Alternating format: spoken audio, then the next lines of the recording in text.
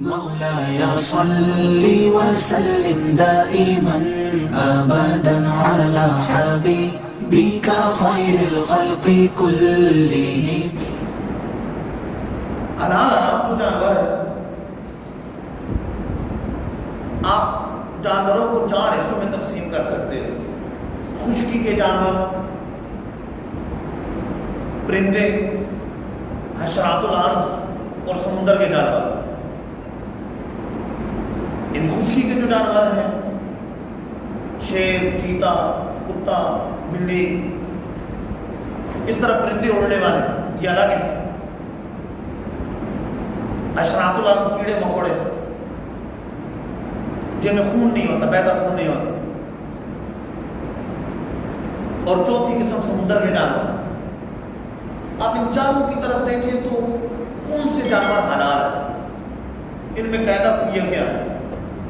تو جو خشکی کے جانور ہیں اس میں حرام جانور وہ ہیں کہ جن کے نوکیلے دانت ہوں اور ان سے شکار کرتے ہیں. نوکیلے دانت ہوں اور ان سے شکار کرتے ہوں تو وہ حرام. جیسے شیر ہو گیا، چیتا ہو گیا، کتا ہو گیا، بلی ہو گئی، نوکیلے دانت اور ان سے شکار کرتے ہیں تو یہ جانور حرام. اگر نوکیلے دانت ہی نہیں تو بھی حلال ہے. اور نوکیلے دانت ہیں جیسے اونٹ کے ہوتے ہیں لیکن وہ شکار نہیں کرتے ہیں دانتوں سے تو وہ بھی حلال ہے. نوکیلے دانت ہیں اور نوکیلے دانتوں سے شکار کرے تو وہ جانور حرام. عربی میں کیل مطلب لفظ بولا جاتا ہے، اردو میں کیل والے مطلب نوکیلے دانتوں والے، سائڈوں میں نوکیلے دانت جن سے وہ شکار کرتے.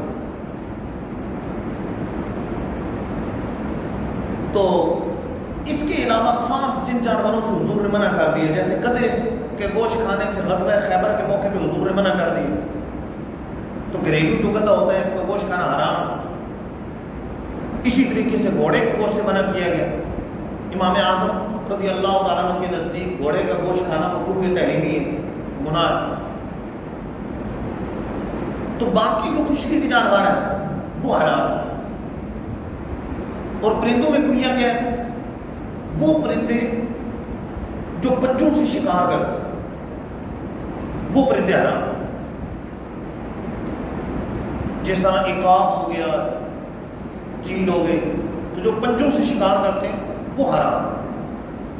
اور دوسرا وہ حرام ہے جو مردار خور، کوا، یہ 2 قسم کے پرندے حرام ہیں، باقی حلال. یعنی کوئی پرندہ کوئی نیا پرندہ سامنے لے کے آ جائے کہ بھائی یہ پرندے کا کیا حکم ہے تو یہ دیکھیں گے کہ یہ پنجے سے شکار کرتا ہے کہ نہیں. اگر پنجے سے شکار کرے گا تو حرام، یا مردار کھائے گا تو حرام، مردار ہی اس کی خوراک. اگر یہ دونوں چیزیں نہیں پائی جاتی تو وہ پرندے حلال. 20 طرح کے پرندے پائے جاتے ہیں. بگلا ہو گیا، اب بگلے کا حکم بھی لوگ پوچھتے ہیں کہ اس کا کیا حکم ہے. طوطے کا حکم پوچھتے ہیں. طوطے بھی اکثر لوگوں کے ذہنوں میں بیٹھا ہوتا ہے کہ یہ حلال نہیں ہے، حالانکہ طوطا پنجے سے شکار نہیں کرتا اور مردار بھی نہیں کھاتا. ہاں عام طور پہ اس کا گوشت کھاتے نہیں ہے کہ ترش ہوتا ہے کچھ، اس وجہ سے نہیں کھاتا. ورنہ یہ جو قواعد حدیث میں موجود ہے، جو قاعدہ اس کی روح سے دیکھا جائے تو وہ بھی حلال ہے کہ جو پرندہ پنجے سے شکار نہ کرے تو وہ پرندہ حلال.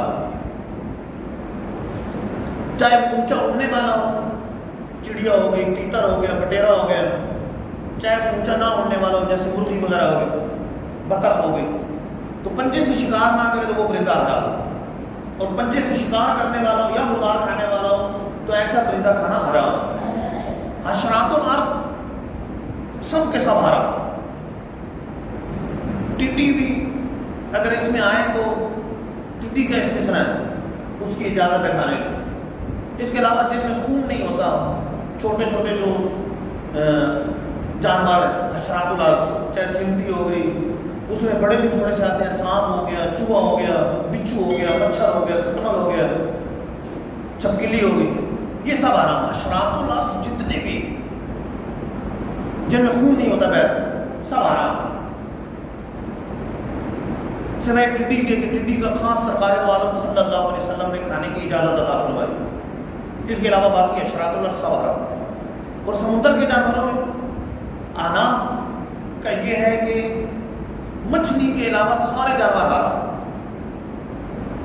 سمندر میں صرف مچھلی، یعنی دریا کا جو جانور ہے، پانی کا جو جانور ہے، صرف مچھلی حلال ہے، مچھلی کے علاوہ سب جانور حرام، چاہے وہ مگر مچھ ہو، چاہے کیکڑا ہو، چاہے کوئی اور ہو۔ تو کیکڑے بھی لوگ کھاتے ہیں، آپ نے کبھی سمندر پر جانا ہو تو کئی لوگ یہ بھی پکڑ رہے ہوتے ہیں اور طرح طرح کے ڈشیں بناتے ہیں۔ کیکڑا بھی حرام ہے، مچھلی نہیں۔ ہاں جھینگے میں اختلاف، بعض علماء کہتے ہیں جھینگا کھانا حلال ہے، بعض حرام، اور اس اختلاف کے پیچھے بھی جو اختلاف ہے وہ یہ ہے کہ یہ مچھلی ہے یا نہیں۔ صحیح یہ ہے کہ مچھلی ہے، لیکن شکل اس کی مچھلی سے ملتی جلتی نہیں، کچھ ہٹ کر۔ تو صحیح تو یہ ہے کہ مچھلی ہے، کھانا حلال ہے، لیکن بہتر ہے بچا جائے کہ اختلاف ہے تو خواہ مخواہ اختلاف میں کیوں بڑھے، کھانا ضروری تو نہیں۔